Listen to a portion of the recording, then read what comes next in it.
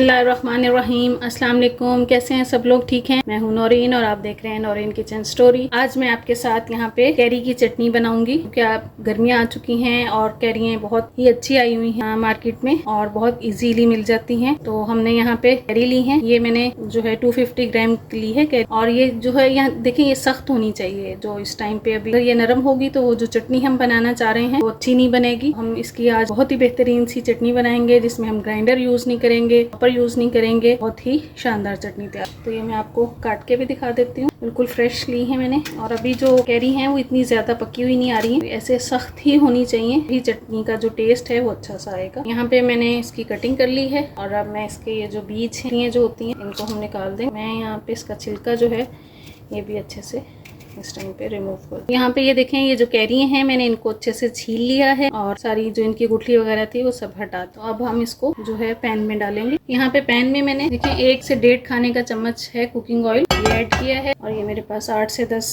जो है क्लोव्स जवे जो हैं ये लहसुन के हैं, ये हम डाल देंगे इसके अंदर।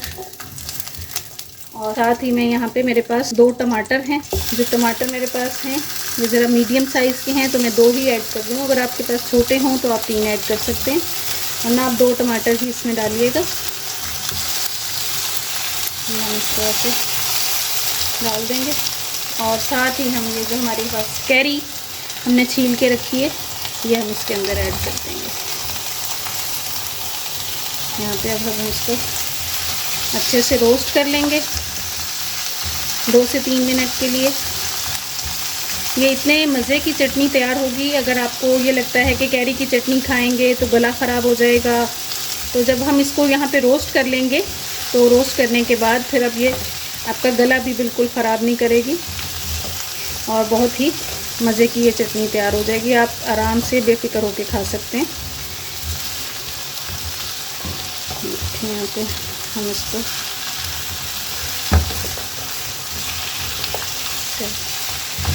1 से 2 मिनट के लिए अच्छे से रोस्ट करेंगे। देखें 2 से 3 मिनट हो गए इसको रोस्ट करते हुए। टमाटर हमने इसी साइड से करने हैं ताकि ये जो सॉफ्ट भी हो जाएं और इनका छिलका जो है ये आसानी से उतर जाएगा। यहाँ पे अब मैं इसके अंदर ½ टीस्पून नमक ऐड कर रही हूँ और बिल्कुल थोड़ा सा आधे गिलास से भी कम 4 से 5 इसके अंदर हम पानी ऐड कर देंगे ताकि ये अच्छे से साथ ही सॉफ्ट हो जाए ये जो कैरी है। और अब हम इसको यहाँ पे कवर कर देंगे। कवर करके मैं 3 से 4 मिनट के लिए इसको पकने दूंगी इसी तरह से स्लो फ्लेम पे, और फिर मैं आपको इसकी लुक दिखाती हूँ। तो अब यहाँ पे ये देखें ये जो हमारी कैरी की चटनी बन रही है इसको पकते हुए हो गए 6 से 7 मिनट हो चुके हैं। और ये देखें ये जो टमाटर है इनका छिलका यहाँ पे बहुत ही आसानी से उतर जाएगा। इसी वजह से हमने यहाँ पे इसको इस तरह से रखा था उल्टी साइड से, इसका छिलका जो है आराम से रिमूव हो जाए। और ये मैंने यहाँ पे पोटैटो मैशर ले लिया है, मैं उससे ये जो देखें ये जो कैरी है और ये जो मैंने लहसुन डाला था इसके अंदर, तो ये देखें कितना इजीली मैश हो रहा है। देखें बिल्कुल मैं यहाँ पे इसको अच्छे से मैश कर लूँगी। बहुत ही आसानी के साथ और बहुत ही जल्दी से ये चटनी तैयार हो जाती है। और आप इसको बना के स्टोर भी कर सकते हैं। ये 8 से 10 दिन तक आप इजीली इसको रख सकते हैं क्योंकि ये पक चुकी है। रखने के बाद इतनी ये जल्दी ख़राब नहीं होगी। वैसे तो ये बनती ही इतने मज़े की है कि ये बचेगी नहीं, सब लोग फ़ौरन ही इसको खा लेते हैं। यहाँ पे अच्छे से ये मैश हो गई है। मैं यहाँ पे फ्लेम भी ऑफ कर दूँगी। अब ये यहाँ पे मैंने फ्लेम भी ऑफ कर दिया है। मैं इसको बाउल में निकाल के और थोड़ा ठंडा होने के लिए रखती हूँ और फिर मैं आपको दिखाती हूँ ठंडा। अब यहाँ पे मैंने ये जो कैरी की चटनी का जो हमने ये पल्प बनाया है मैंने यहाँ पे बाउल में निकाल लिया है और ये ठंडा हो गया। मैं इसके अंदर कुछ स्पाइसेस वगैरह ऐड करूँगी।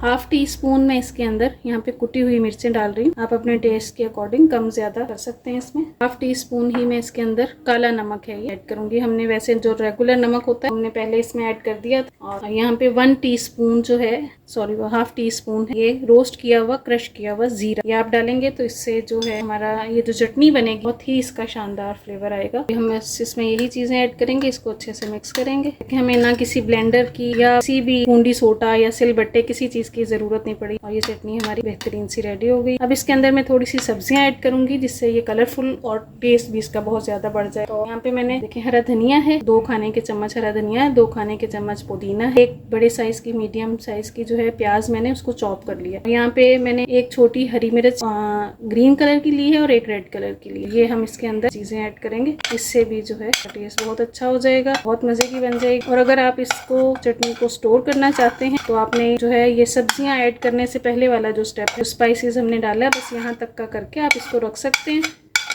फिर आप इसको 10 से 15 दिन के लिए स्टोर। अगर आप ये सब्जी इसके अंदर ऐड करेंगे, प्याज वगैरह डाल देंगे, तो फिर आप इसको ज्यादा दिन के लिए स्टोर नहीं कर सकते, क्योंकि जो प्याज होती है उसमें फिर बहुत जल्दी ये खराब हो जाती है और गर्मी भी आजकल बहुत ज्यादा है। तो कोशिश करें कि फ्रेश ही बनाएं और उसको यूज कर लें, क्योंकि बहुत ज्यादा ये इसका लेंथी प्रोसेस नहीं है बनाने का। चीजें ऐड की हैं, इससे ये चटनी बहुत ही शानदार बनी है। इसको पराठे के साथ खा सकते हैं, रोटी के साथ खा सकते हैं, या आप बॉइल्ड राइस के साथ ले लें, या फिर आप दाल चावल बनाते हैं तो आप उसके साथ भी इसको सर्व करें, तब भी ये बहुत ही मजे की लगेगी, को बहुत ही अच्छा इसका टेस्ट आएगा। एक बार आप जरूर ट्राई करके देखिएगा। ये हो गई रेडी, मैं इसको सर्व। तो यहाँ पे ये देखें, ये जो हमारी कैरी की चटनी है ये बहुत ही मजे की तैयार हो गई है, बहुत झटपट बनी है, बहुत आसानी से सिंपल से मसाले गए हैं इसके अंदर, लेकिन टेस्ट में ये बहुत ज्यादा मजे की है। आप जरूर ट्राई करके देखिएगा। और अगर आपको थोड़ी सी भी मेरी वीडियो अच्छी लगती है प्लीज उसको लाइक कीजिएगा, अपने मेरे चैनल को सब्सक्राइब करें, अपने फैमिली एंड फ्रेंड्स में शेयर करें, कमेंट्स करके भी बताएं कि मेरे खाने कैसे लग रहे हैं। मिलते हैं इंशाल्लाह नेक्स्ट रेसिपी में। अल्लाह हाफिज।